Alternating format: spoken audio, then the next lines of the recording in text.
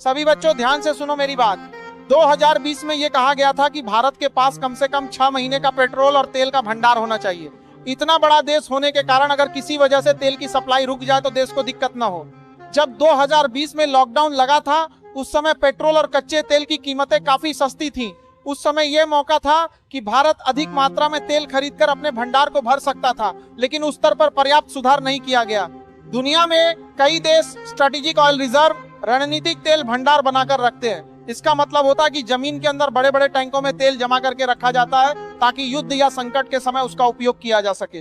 अगर भविष्य में ईरान, रूस और अमेरिका जैसे देशों के बीच युद्ध या तनाव बढ़ता है और तेल की सप्लाई प्रभावित होती है तो दुनिया भर में तेल की कीमतें बहुत महंगी हो सकती हैं। इसीलिए किसी भी देश के लिए यह जरूरी है कि उसके पास कई महीनों का तेल भंडार सुरक्षित रहे। सरकार और राष्ट्रपति के स्तर पर भी कई निर्णय सलाह के आधार पर लिए जाते हैं। मंत्री और विभाग गोपनीय जानकारी के आधार पर योजनाएं बनाते हैं, इसीलिए उन्हें गोपनीयता की शपथ दिलाई जाती है।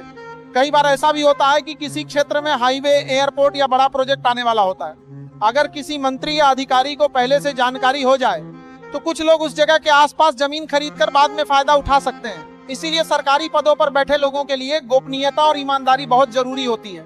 कुल मिलाकर बात यह है कि किसी भी बड़े देश के लिए ऊर्जा सुरक्षा, एनर्जी सिक्योरिटी बहुत महत्वपूर्ण होती है। इसलिए भारत को भी भविष्य के संकटों को ध्यान में रखते हुए पर्याप्त तेल भंडार बनाए रखना चाहिए। और सभी बच्चों इस चैनल को भी सब्सक्राइब कर लो ताकि नए वीडियो आप तक जल्दी पहुंचे।